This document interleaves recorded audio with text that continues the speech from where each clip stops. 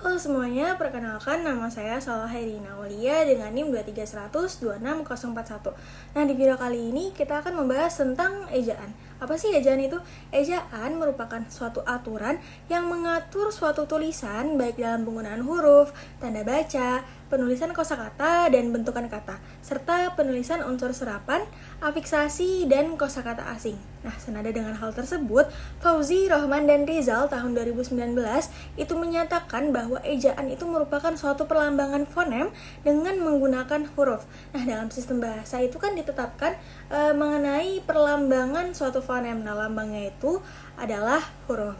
Nah, menurut Rohman Syadekaka juga nih, tahun 2019, ejaan itu punya fungsi sebagai landasan pembakuan tata bahasa, kosakata, dan peristilahan, serta alat penyaring masuknya unsur-unsur bahasa lain ke dalam bahasa Indonesia.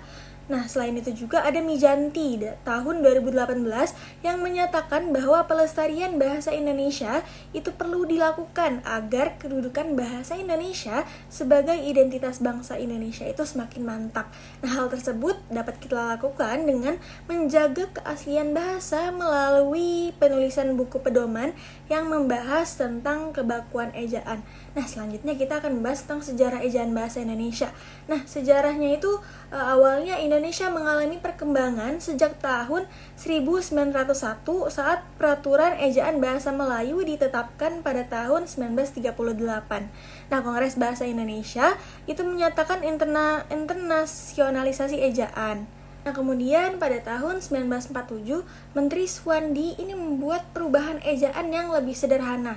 Nah, Kongres Bahasa Indonesia kedua tahun 1954 membentuk panitia penyusun peraturan ejaan praktis Lembaga Bahasa Nasional, kemudian Pusat Pembinaan dan Pengembangan Bahasa yang merumuskan program pembakuan bahasa pada tahun 1957.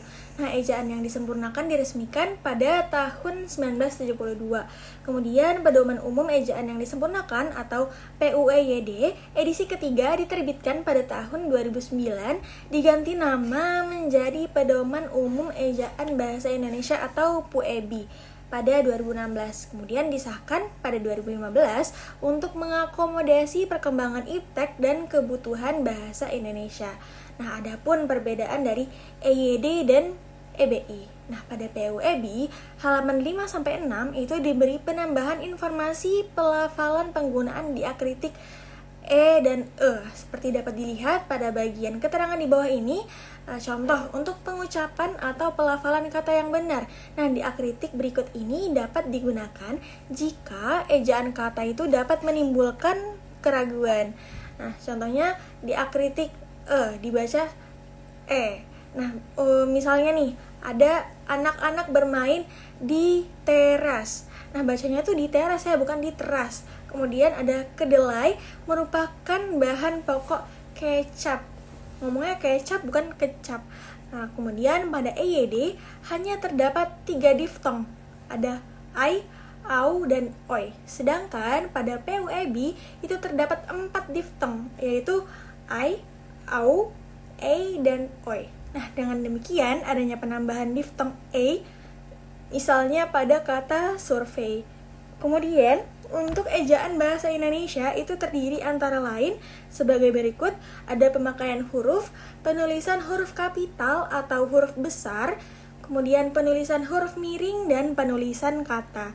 Nah, huruf kapital itu tidak dipakai sebagai huruf pertama nama orang yang merupakan nama jenis atau satuan ukuran.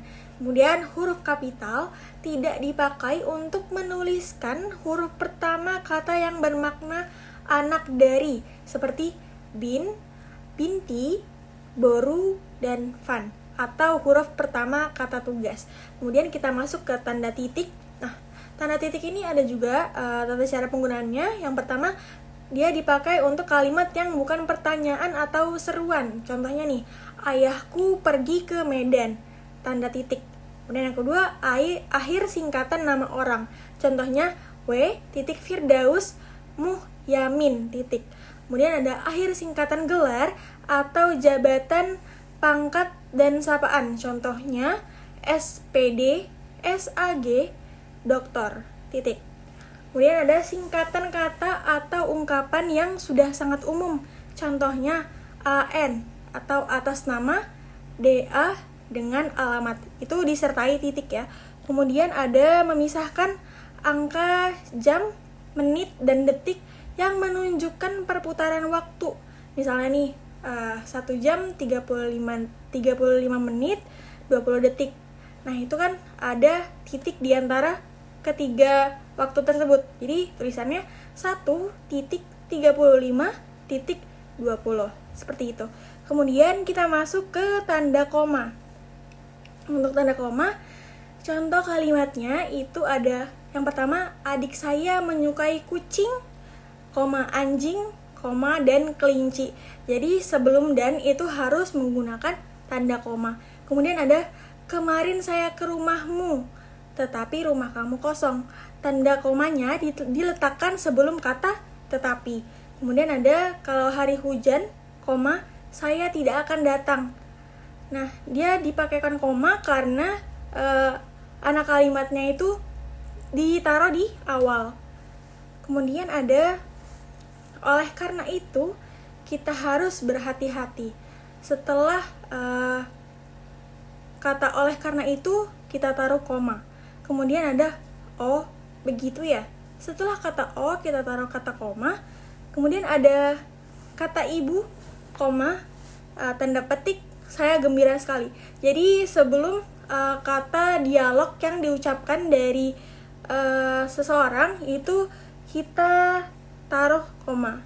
Kemudian ada Cair, Abdul, 1994 linguistik umum, Jakarta, 2 Rineka Cipta. Jadi koma itu juga digunakan sebagai pemisah di daftar pustaka. Kemudian ada pemisah nama dan juga gelar. Jadi ada T. Meldi Kesuma, Magister Ekonomi. Itu contohnya. Kemudian yang terakhir ada guru saya, Pak Idam Jumayani, pandai sekali. Dia memisahkan nama orang dan juga keterangannya. Seperti itu. Sekian yang bisa saya sampaikan, kurang lebihnya mohon dimaafkan. Terima kasih semuanya.